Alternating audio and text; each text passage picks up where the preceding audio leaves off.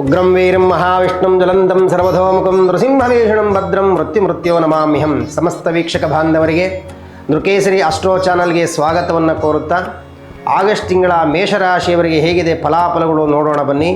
ಮೊದಲಿಗೆ ಯಾವ ಗ್ರಹ ಯಾವ ರಾಶಿಯಲ್ಲಿ ಸಂಚಾರ ಮಾಡ್ತಾ ಇದೆ ಅಂತ ನೋಡಲಾಗಿ, ಅಂಗಾರಕ ಗ್ರಹ ಅಂದರೆ ಮಂಗಳ ಗ್ರಹ ಆಗಸ್ಟ್ 2ರಿಂದ ವೃಷಭ ರಾಶಿಯಿಂದ ಮಿಥುನ ರಾಶಿಗೆ ಸಂಚಾರವನ್ನು ಮಾಡ್ತಾ ಇದ್ದಾರೆ. ಶುಕ್ರ ಗ್ರಹ ಕನ್ಯಾ ರಾಶಿಯಲ್ಲಿ ಸಂಚಾರವನ್ನು ಮಾಡ್ತಾ ಇದ್ದಾರೆ. ಗುರುಗ್ರಹ ಈ ತಿಂಗಳಾದ್ಯಂತ ಅಂದರೆ ಆಗಸ್ಟ್ ತಿಂಗಳಾದ್ಯಂತ ಕರ್ಕಾಟಕ ರಾಶಿಯಲ್ಲಿ ಇರ್ತಾರೆ.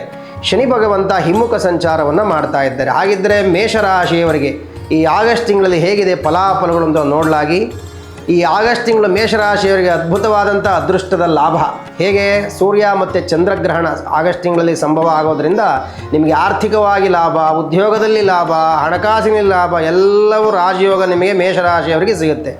ಮೊದಲಿಗೆ ಉದ್ಯೋಗ ನೋಡೋದಾದರೆ, ಉದ್ಯೋಗದಲ್ಲಿ ನಿಮಗೆ ಮೇಲಧಿಕಾರಿಗಳಿಂದ ಪ್ರಶಂಸೆ ಆಗಿರಬಹುದು, ಉದ್ಯೋಗದಲ್ಲಿ ಬಡ್ತಿ ಆಗಿರಬಹುದು, ತುಂಬ ದಿನಸುಗಳಿಂದ ನಿಂತೋಗಿರ್ತಕ್ಕಂಥ ಎಲ್ಲ ಕೆಲಸ ಕಾರ್ಯಗಳು ನಿಮಗೆ ನಡೆಯುತ್ತೆ. ಇನ್ನು ಹಣಕಾಸಿನ ವಿಚಾರದಲ್ಲಿ ಚಂದ್ರನ ಅನುಗ್ರಹದಿಂದ ನಿಮಗೆ ಅತ್ಯುನ್ನತವಾಗಿರ್ತಕ್ಕಂಥ ಅಂದರೆ ನಿಮಗೆ ಹಿಂದೆ ಬರಬೇಕಾಗಿರ್ತಕ್ಕಂಥ ಸಾಲ ಆಗಿರ್ಬೋದು ಎಲ್ಲವೂ ನಿಮಗೆ ಲಭಿಸುತ್ತೆ. ಈ ಹಣಕಾಸು ಉತ್ತಮ ಸ್ಥಿತಿಯಲ್ಲಿ ಇರುತ್ತೆ. ಆರೋಗ್ಯವನ್ನು ನೋಡೋದಾದರೆ, ಇನ್ನು ಆರೋಗ್ಯದಲ್ಲಿ ಹೊಟ್ಟೆಗೆ ಸಂಬಂಧಪಟ್ಟಿದ್ದಂತಹ ಜೀರ್ಣಕ್ರಿಯೆಗೆ ಸಂಬಂಧಪಟ್ಟಂತಹ ಸ್ವಲ್ಪ ಬಾಧೆಯಿಂದ ನರಳುತ್ತೀರಿ.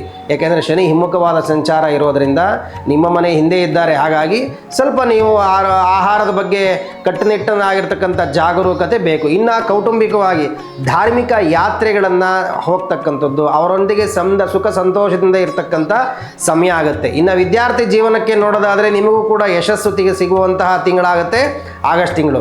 ಹಾಗಿದ್ರೆ ಪರಿಹಾರ ಏನು? ಹೆಚ್ಚಿನ ಪರಿಹಾರ ಇನ್ನೂ ನಮಗೆ ಲಾಭ ಬೇಕು ಅಂದಾಗ ಮಂಗಳವಾರದ ದಿವಸ ನೀವು ಹನುಮಾನ್ ಚಾಲೀಸವನ್ನು ಓದೋದ್ರಿಂದ ಹೆಚ್ಚಿನ ಲಾಭವನ್ನು ನೀವು ಗಳಿಸ್ಕೊತೀರಾ. ಒಳ್ಳೆಯದಾಗಲಿ, ಶುಭವಾಗಿ.